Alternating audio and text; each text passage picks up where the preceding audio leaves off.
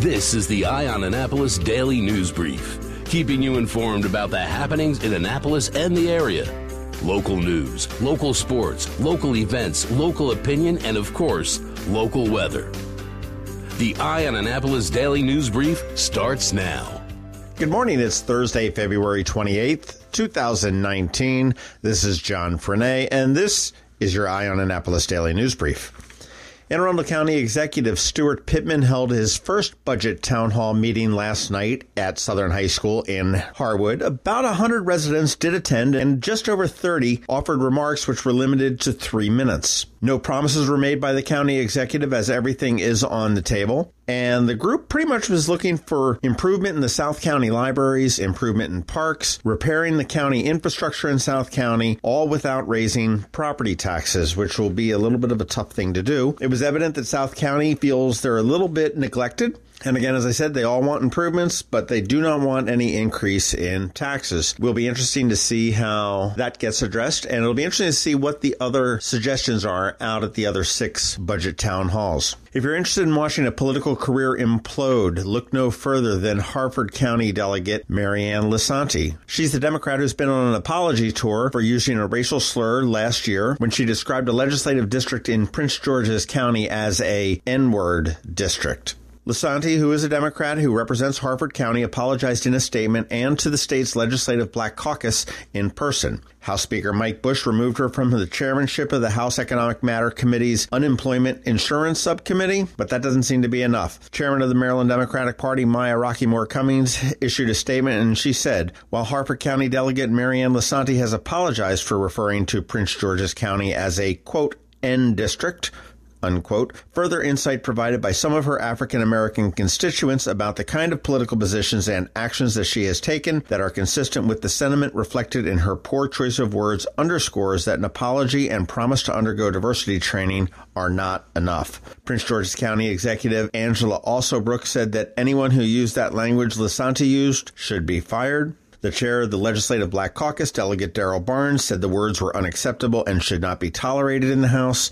Governor Larry Hogan tweeted that any public official who engages in this reprehensible conduct should do the right thing and step down. That was echoed by the Maryland GOP that said Lisanti's apology to the Black Caucus was, quote, inadequate. Dana Shelley, the executive director of the ACLU of Maryland, called for Lisanti's resignation as well, saying that we should never accept blatant racism from anyone, much less our elected leaders. The Council on American Islamic Relations also condemned the slur and called on Lisanti to resign. Piling onto that would be Senator Chris Van Hollen, Representative Anthony Brown, who represents Prince George's County. So I would expect to see a resignation from Lisanti, I'm thinking by the weekend. I don't know, Mayor Buckley is second-guessing his decision to fire Police Chief Scott Baker, but boy, there's an op-ed in the Capitol today by Howard Safer, who is the former New York City Police Commissioner, who does live in Annapolis, and he said to lose an extraordinary police executive like Baker in a difficult police hiring environment is concerning. To do so based on perceived challenges in the community relations cannot be taken lightly. In the op-ed, which is definitely worth a read at the Capitol, he praised the outreach for the police, he praised the numbers of crime, the reporting, the public information officer, obviously Chief Baker, as well as the officers of the Annapolis Police Department. I'm thinking when the former commissioner of the New York City Police Department is critical of a decision, you might want to take a listen to it. The Stronach Group, the state, and Baltimore City are all in a little bit of a piss and match about what's going to happen to the Preakness, but we do know now that the Preakness will remain at Pimlico through at least 2020. Stronach Group, as the track's owner, is readying a, quote, super track at Laurel Park that should be able to host the second leg of the Triple Crown in the future. They don't know exactly when, but Tim Ritvo, the chief operating officer of the Stronach Group, did say that Laurel would not be ready to host the Preakness in 2020, even if the General Assembly approved the change of venue. Now, state law does say that the Preakness can be moved from Pimlico to another track in Maryland, but only as a result of disaster or emergency, so they're going to need the legislative support to move it on any other basis. Baltimore City Mayor Catherine Pugh said she is looking forward to participating in a proposed work group to study Pimlico's long-term outlet. Now, a Maryland Stadium Authority-funded study in December said that Pimlico would need to be demolished and rebuilt at a cost of $424 million in order to continue hosting the Preakness. While the Preakness may not be moving, Southwest Airlines is, and this is a great thing. It's now official. The FAA has given Southwest approval to fly to Hawaii. That announcement came yesterday afternoon, and after completing a series of test flights, the airline received approval from the Federal Aviation Administration. In a statement to employees, Southwest Chief Operating Officer Mike Vandevend said that they will publicly announce the timing for the inaugural flights and other service when we publish our schedule in the coming days. Southwest had previously announced that they were going to serve 4 airports in Hawaii: Honolulu, Kauai, Luihu, and Kona, and 4 in California: Oakland, Sacramento, San Diego, and San Jose. There will not be any direct flights out of Baltimore, but you do connect on the West Coast, and Southwest is bringing Hawaii to Baltimore. All right, we had a contest yesterday for the Annapolis Restaurant Week, courtesy of the Downtown Annapolis Partnership, and our winner was Lindsey Graham. Thank you so much, and congratulations. I have a $50 gift certificate to Galway Bay coming your way, and I think it's pretty cool to say that Lindsey Graham listens to the Daily News Brief, although I'm guessing it is not that Lindsey Graham. All right, that is about it for the top news today. Please make sure you're checking out eyeonannapolis.net throughout the day, because we do update it throughout the day. Never know what's coming down the pike. You want to check out the first link in our show notes to find out all the different ways you can connect with us. And if you're someplace to give us a rating or a review, please do that. It would be much appreciated. And of course, if you can give us a recommendation to your friends and colleagues, that would be appreciated as well. It is Thursday, so we have Trevor with your Annapolis Makerspace Maker Minutes. And of course, as we do every day, we have George Young with your local DMV weather forecast, and that's coming up in just 1 minute. Join Anne Arundel Medical Center Foundation on Saturday, April 27, 2019 at our Denim and Diamonds Bash in Annapolis. Denim and Diamonds is a fun evening under the stars, featuring fabulous cuisine and gourmet food trucks, live and silent auction, and a live band. Last year, AAMC cared for more than 2,000 patients in our emergency departments suffering from mental illness or addiction. Help us expand much-needed inpatient and outpatient programs and services for your community. For tickets and sponsorships, visit aamcdenimanddiamonds.org. Special thanks to our platinum sponsors: AAMC medical staff, the Chesapeake Bayhawks, Comcast, the Evan K. Thallenberg family, What's Up Media, and WRNR. Going out? You need the most up-to-date local weather. Here's George Young from DMV Weather in Annapolis with today's forecast. Hey everyone, this is George with DMV Weather, and this is your Eye on Annapolis forecast for Thursday, February 28th. A nice day today with dry skies and 40s for highs before March comes in like a lion with 3 snow chances in the first 5 to 6 days, starting with a potential for maybe 1 to 2 inches for Annapolis and all of Anne Arundel County this Friday morning before some PM rain and more rain take over on Saturday. Then colder air starts to move in Sunday with 30s for highs much of next week and storm chances both Monday and Wednesday with the potential for more substantial snow Monday in the region. So stay tuned for updates over the coming days for that and start to plan now for potential delays to schools and the morning commute Friday as a quick storm moves by to our south and could make things slippery enough to cause travel problems in the AM hours.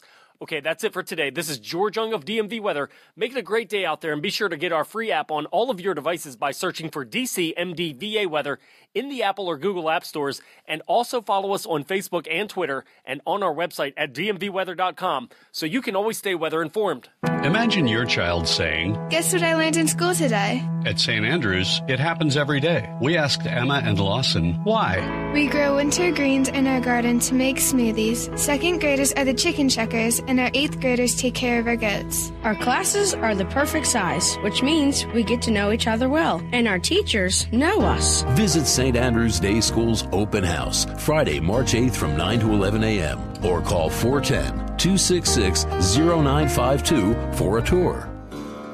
Every week, makers, crafters, and educators hold events all over the area. Highlighting some of those, here's our Maker's Minute, brought to you by Annapolis Makerspace.